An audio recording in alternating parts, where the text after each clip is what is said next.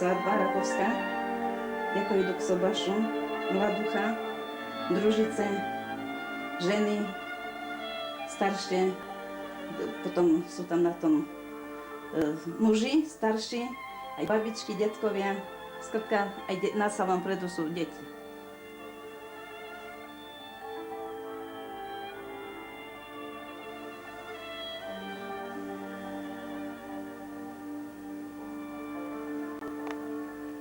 Tak na tomto obraze je znázornené ľudia, čo idú do časia na trh. Ja za starých čas. Tak tam idú ženičky, jedna nesie kohúta na chrbate, druhá zase vajíčka, maslo. No a tam zase ošípanú vezie na furman na voze. A tam zase tiež idú nejaké tetky tiež s tým, čo si našetrili cez týždeň doma. Tak to potom v pondelku vždy chodili.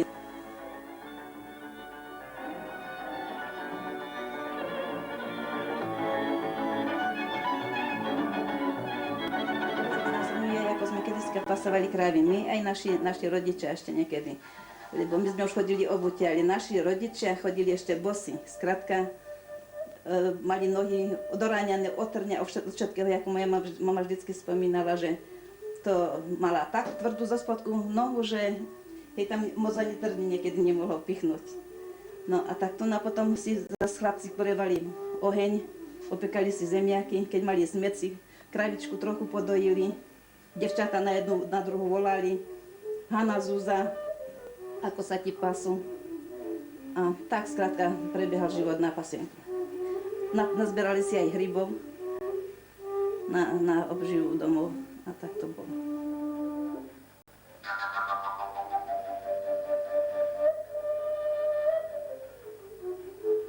Tento obrázok znázorňuje tu na most, kusok mosta a Vyhňu, kde podkúval kone môj sused Michnač.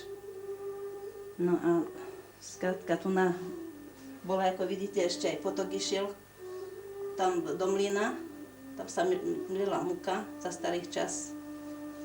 No a tak už to, skrátka už to tam není. Vyhňa tam ešte zostala, ale ten potoček už je zasypané.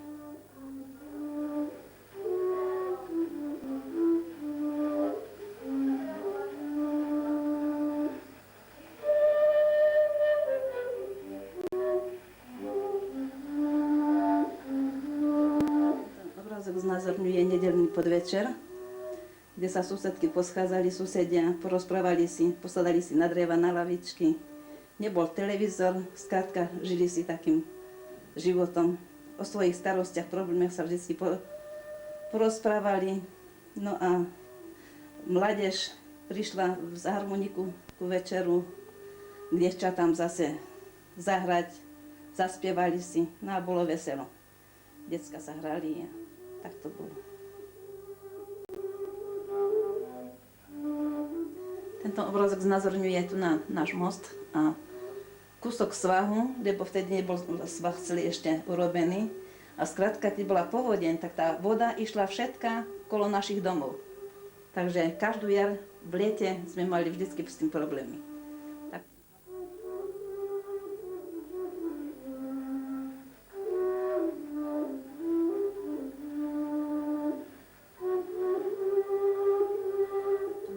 Obrázku je drevenička, pred ňou matka s deťmi. Tak nás prvé mamičky nosevali v takých hackách.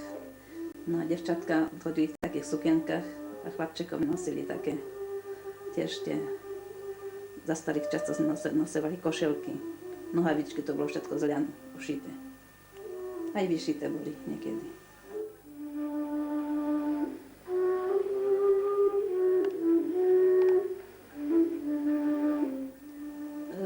Na tom obrázku je nevesta a ženich za starých čas, asi tak okolo roku 1900. No, oblečenie sa nosevalo také jednoduché, skrátka aj nevesta mala lochtušku, jak sa tomu hovorí, iba platenú, a fortušku mala satinovú, krpečky, no a ženich takisto mal huňu, košeľu, nohavice biele platené, vyšívané alebo sukené. Dla toho, aké bolo obdobie, klobučík. No je to tiež pri domčekách našich starosvedských.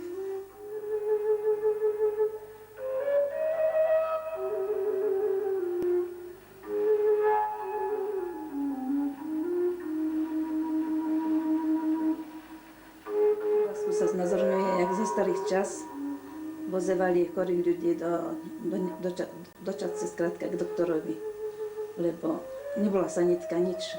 A skrátka už toho človeka viazli vtedy, že už ozaj už bol na poslednej ceste. Ináč vždycky staré babky to liečovali akože doma.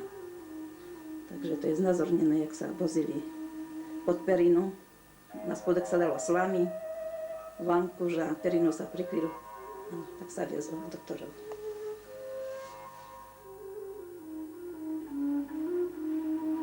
Ten obrázok znázorňuje jak na svätého Jana, jak sa kurili vojany. No a babky niektoré chodia tu na zberajúci bylinky a po vode, no neviem, čo sa tam, ja neviem o tých tradíciách, čo skrátka sa tam šeptalo pri tom, lebo čo sa s tým robilo, ale takto spomínajú, že chodili za nejakými bylinkami a pre dobytok a že tá svetojanská noc mala ako veľkú moc. No a mládež sa chodila zabávať ohňom, tam si spievali až do rána. No a skrátka taký bol život.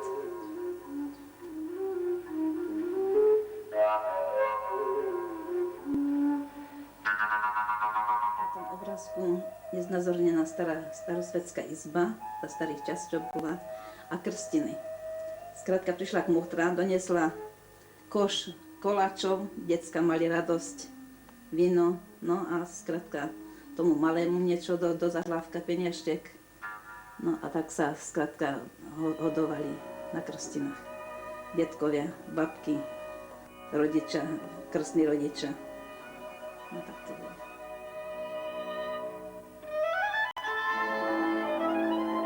Komórka, kde spí mladá devčina, skrátka, a zaletník prichádza cez okno.